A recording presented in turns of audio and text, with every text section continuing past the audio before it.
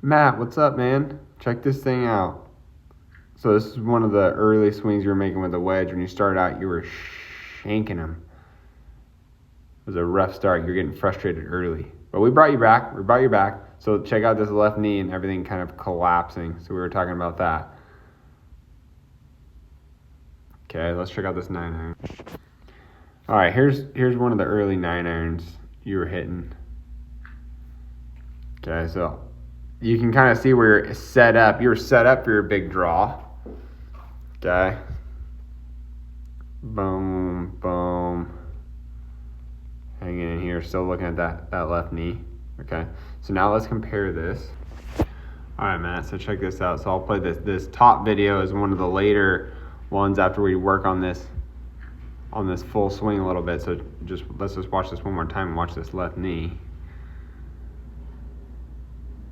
So we were talking about getting to that left side sooner, way sooner in the swing, connecting this backswing and downswing with this recentering action right here, pushing into the ground harder, sooner, faster, speeding up the release as well.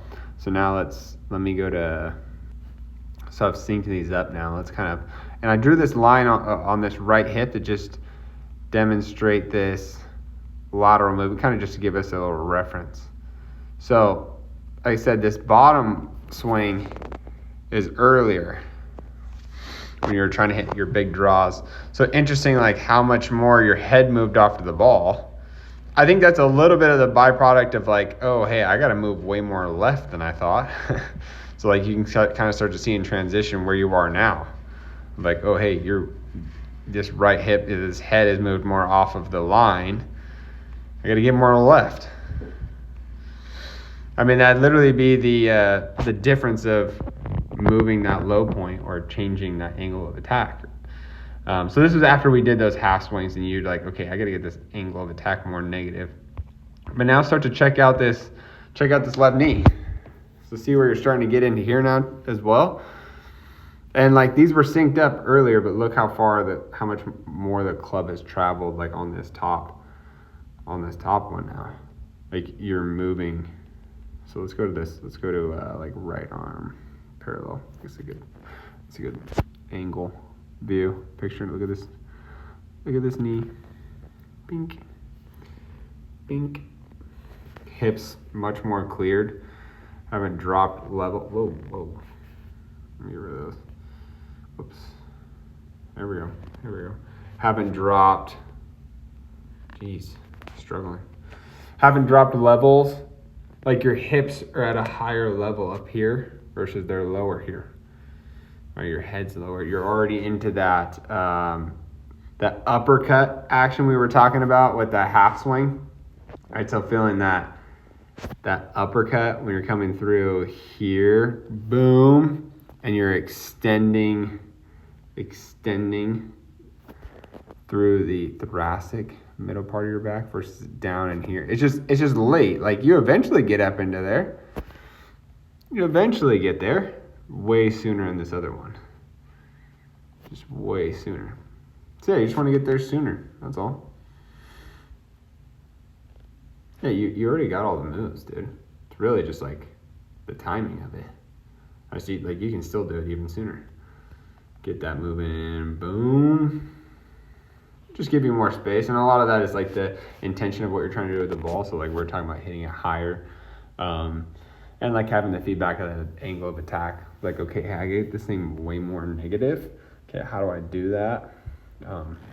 Just those little things like that. So making that super consistent. Let's check out the driver.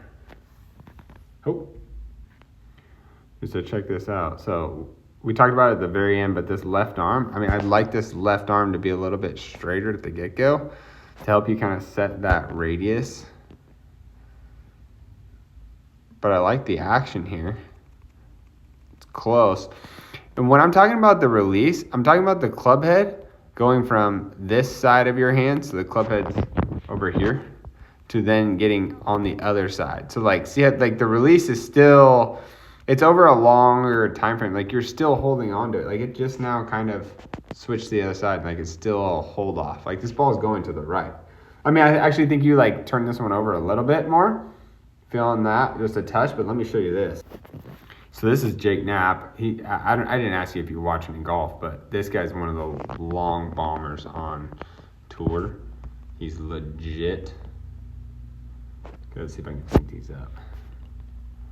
Whoa, not even close.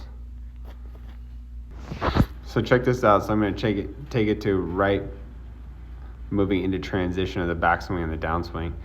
Just check that out. So now you guys are starting to move left. Look where your hands are and his are. And I'm not saying like this is where you need to go, but I just pointing out differences. Look where his club head is and look where yours is. It's fascinating. But then what I wanted to show you is what happens in this transition, because we're talking about going left. So like watch him move this lower body. It feels like if I were to like hold your hands here, like that check swing, that baseball check swing I was showing you, of like it feels like you almost leave the hands up there. And then watch what happens through here. So that we call this point right here, if you look at Jake, when the club is parallel with the ground, we call that release point. Watch, so the club head is on this side of his hands. Now watch how quickly it gets to the other side. That would be the release. That would be a faster release versus yours is like, look where his club is right now. Look how much faster I got from over here to over here. Holy moly. He whips that thing around hard. And that's largely to do with why I was talking about with this lower body and this left knee. Is look at his lower body. Very different action of where he is. So your lower body has you're continuing to turn and rotate through the shot versus he's hitting on the brakes. That's why he's able to speed up this release, and it's more of like a whipping around the corner type of action versus you're turning and spinning out through it and holding on. Totally different action, okay? But I just want to show you one of the long bombers. I'm going to send you a video of Jamie Sadlowski just because, I don't know, you look like you could be his brother or something. And you guys just look similar. And he's also one of the great long drivers of the ball. I know you're not talking about hitting it long, but we can learn a lot from these guys that hit it a long ways, and we can use elements of how they move to improve our games. So cool. Good work, dude. Get you a new driver. Sorry about that, and we'll get you rocking and rolling, man. I feel like we made some good progress, laid a good foundation for you. Now it's time to go execute and get to work. Cool, man. We'll talk to you soon. Peace.